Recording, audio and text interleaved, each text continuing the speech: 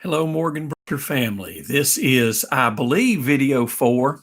I hope I got it numbered right. Hope you all are doing well. And this is the German line today. We're going to focus on the Millers and the Fulbrights, otherwise known as the Volbrecks. And so when you go and look at the genealogy chart, we're going to be looking today. We're going to start with Granny's grandmother, Barbara Ann Sharp Brookshire, who was married to John N. Brookshire. Barbara Sharp died rather young. She was born in I'm looking at my notes, that's why you see me turning. She was born in 18, looks like 37. Let me make sure I got that right. Barbara Ann Sharp, 57. She was born about 1857 and she died in 1898, I believe. Let me double shoot. We think.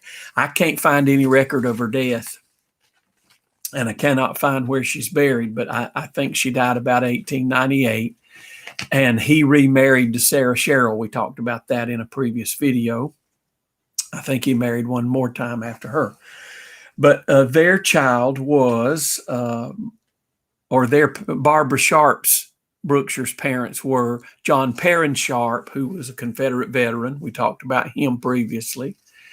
And Mary Ann Miller was her mother. Mary Ann Miller was born in 1833, and she died in about 1878, and she's buried at Pleasant Hill Church Cemetery in, I believe it's in Haywood. It's either Haywood or Buncombe, probably Haywood. So we're starting with Barbara, Granny's grandmother, Barbara Sharp Brookshire. Her parents were John Perrin Sharp and Mary Ann Miller. We won't spend a lot of time on Mary Ann because we don't know a lot about her, but we're going to look at Mary Ann's line. So that's where we're moving. We're moving from Granny's grandmother, Barbara, to her mother, Mary Ann Miller. And these are German Millers. As a matter of fact, I've got a Miller historian from Kentucky who's over the Miller Family Association. He's a friend of mine, puts all our big nationwide reunions together for the German Millers. There's English Millers in the country and German Millers. The German Millers were Müllers, and I'm from the German line. I have a Miller line. My grandmother was a Miller. And all these Millers go back to Rowan County. They came from Pennsylvania to Rowan County. And I strongly suspect that Donna and I are cousins at once more through the Miller line. I think we are all descended from Johann Michael Müller, who came from Germany to Pennsylvania to Rowan County, North Carolina. He's checking I think she's through the Casper Miller line, and I'm through the Michael Miller line, but they're all from that one Miller family. So we'll be cousins again, over and over and over again. This is the way it happens with mountain people. Their families keep intermarrying, and they twist and they wind, and it's just what they did.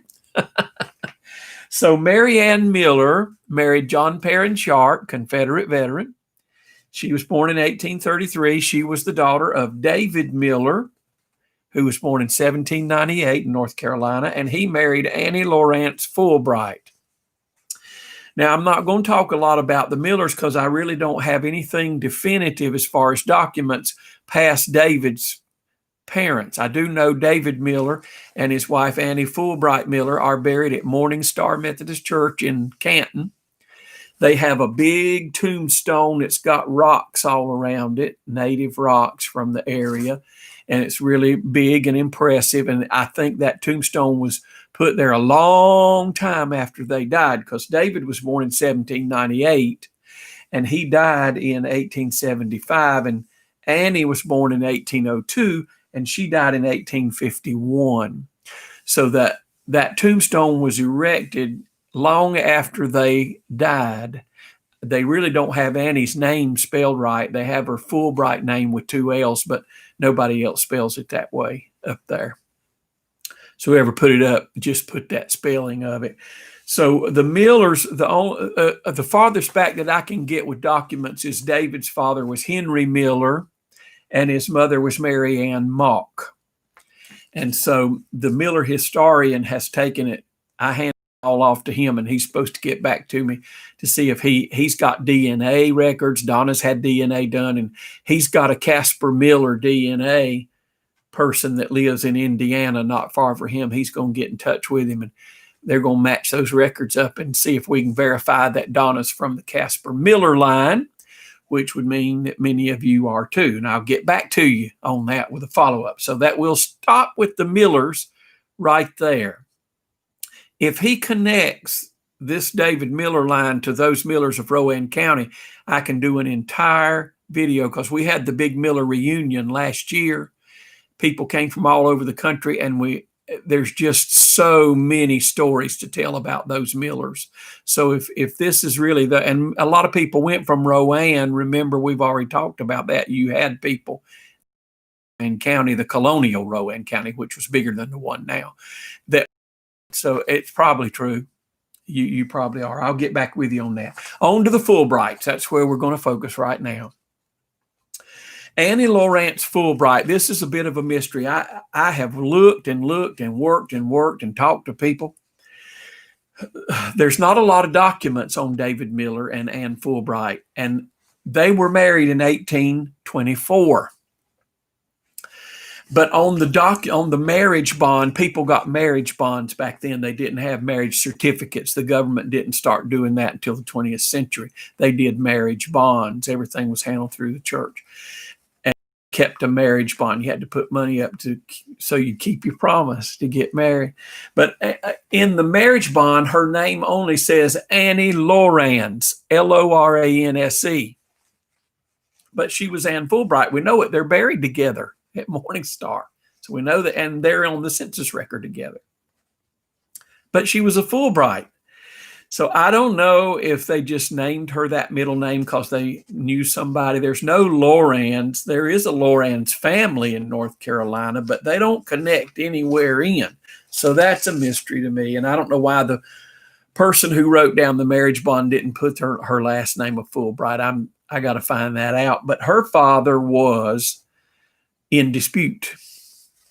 Some genealogists who do Fulbright genealogists say that Annie Lawrence Fulbright's father was John Martin Fulbright, and that her mother was Elizabeth Davis. But I don't believe that, and I'm going to tell you why in a minute. Elizabeth Davis, where have you heard that Davis name? In the previous video, we talked about Uriah Davis, whose cabin is still standing in Buncombe County, Pioneer up there. So go back and review about Uriah Davis. We talked about Uriah Davis's daughter, Hannah. Let me flip over here real quick. Uriah Davis's daughter, Hannah, married James Warren. So when we were talking about the Warrens, we talked about Uriah Davis. Now his daughter, Elizabeth Davis, has married John Martin Fulbright, who went by Martin. In the 1840s, they took off to Missouri for a while, and we find a lot of records of them in Missouri, and there's a huge Fulbright family in Missouri, and they have the nationwide Fulbright reunion every year. Been talking to some of them. They don't believe that your Annie Fulbright Miller is the daughter of Martin and Elizabeth, and I don't either, and I'll tell you why. Martin and Elizabeth married in 1809. Annie Fulbright that married David Miller, your ancestor, was born in 1802. You say, well, she could have been born out of wedlock. She wasn't. Most Fulbright researchers have her and one more child as the daughter of Jacob Fulbright, which is Martin's father. Jacob Fulbright was a Revolutionary War soldier. I've got his pension application. I'm going to read it to you in a minute. He married Barbara Weiser. Hear the name Barbara? So Annie Fulbright Miller's granddaughter was Barbara Sharp that married John Brookshire. Barbara. So Annie would have told Mary Ann, you ought to name your daughter Barbara after my mother, because her mother was Barbara Weiser Fulbright. So we're going to skip if you go to some of these genealogy charts, it's going to show you that Martin Fulbright and Elizabeth Davis were Annie Fulbright Miller's parents. I don't believe that. I don't think it's true. I think Martin was Annie's older brother because Jacob Fulbright and Elizabeth Barbara Weiser had a lot of children over a long period of time. And I think that Annie and a younger brother, I can't think of his name, were the last two they had, 1802 and 1803. They were still in childbearing years. Jacob would have been, 55. And Barbara Weiser was 10 years younger, in her 40s. She could still have children. You say, well, I don't think that's logical. Sure it is. My grandmother Hudson had my dad. He was the oldest child in 1927. She had her last child in 1948, my Aunt Molly, 21 years. Look at Granny and Papa between Colleen and Andy. Yeah, of course. So it's a pretty good bet that Annie Lawrence Fulbright Miller's father was Revolutionary War soldier Jacob Fulbright. Now, every video I make, I'm telling you about Revolutionary soldiers. Y'all need to be in the DAR and the SAR. Y'all got more patriots than you can shake a stick at. Here's the first page of the Revolutionary War pension application for Jacob Fulbright. And I'm going to read a little of it to you, but I'm going to post it online too. It's going to be on Facebook, but I know some of you still won't go on there. So I'm going to read a little of it to you. This was filed in Haywood County on the second day of January, 1833. Jacob Fulbright, age 85, on the 22nd of December in 1832, appeared from the record. He said, "From my father's Bible, I entered the service of the United States in the year 1770." Oh, he said from his father's Bible, he knew he was 85 years old because they had the birth record. They said, "When did you enter the service in the Revolutionary War?" He said, "I entered the service of the United States in 1776, but it might have been 78 or 79 as I have lost my recollection." Well, he's 85. He's entitled to it.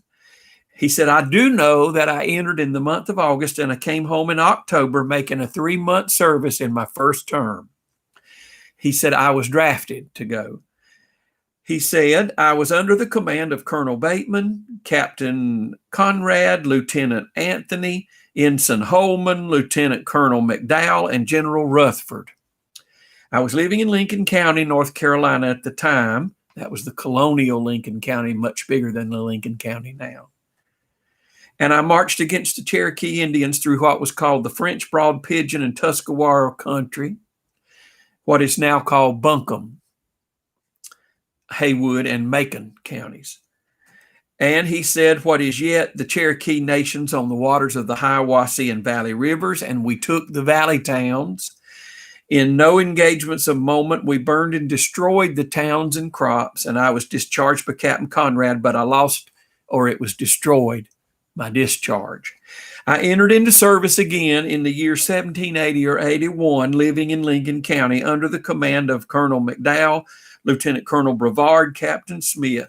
Colonel Brevard got the smallpox and died, and Colonel McKessick took his place. And afterwards, Colonel McDowell was a general after I had enlisted and entered the service, and officers thought it was proper, as I was a blacksmith, so we know what his trade was, to take me out of the army and put me to work in the blacksmith shop, shoeing and repairing the shoes of the horses that were in service.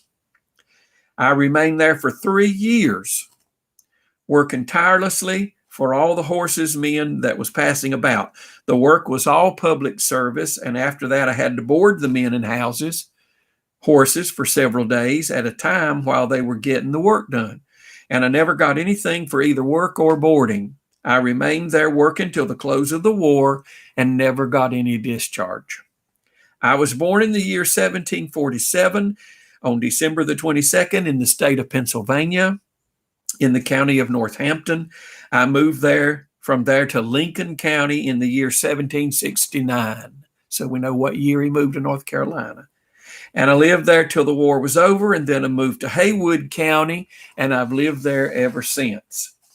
Now, so that's the Jacob, let me tell you how many. It's Granny's fourth great grandfather, Jacob Fulbright and Barbara Weiser. Barbara Weiser's family were also Germans that came from Pennsylvania. They married and baptized their children at what was called the Morgan Hill Church in Northampton County, Pennsylvania. It was a Lutheran church. They were German Lutherans. They came over, their parents came over in the 1730s and 40s with what is called the Palatinate migration from Germany. They came from the Rhineland. Central Europe was in turmoil from about 1730 to about 1750 with revolutions all over the continent. There was religious strife, there was economic strife, there was political strife, and it was not a good place to live, so thousands left, and that my German ancestors came during that migration. Yours did too. They came to Pennsylvania. Now, your Jacob's father, let me look at one thing real quick. Jacob's father was Johann Wilhelm Volbrecht, John William Fulbright in English, and his mother was Christina Schuck. So the Volbrechts came over in 1740. I'm looking at my notes. Johann Wilhelm Volbrecht was born in 1720 in Rhineland, Germany. He came over at the age of 20 on the ship Robert and Alice in 1740.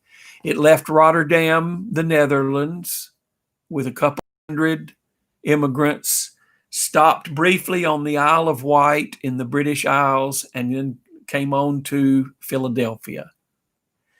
He settled along with other Germans in Northampton County in what's called the Williams Township, and they had a church there called Morgan Hill. Today, there's a couple of Lutheran churches in Morgan Hill that came from that congregation.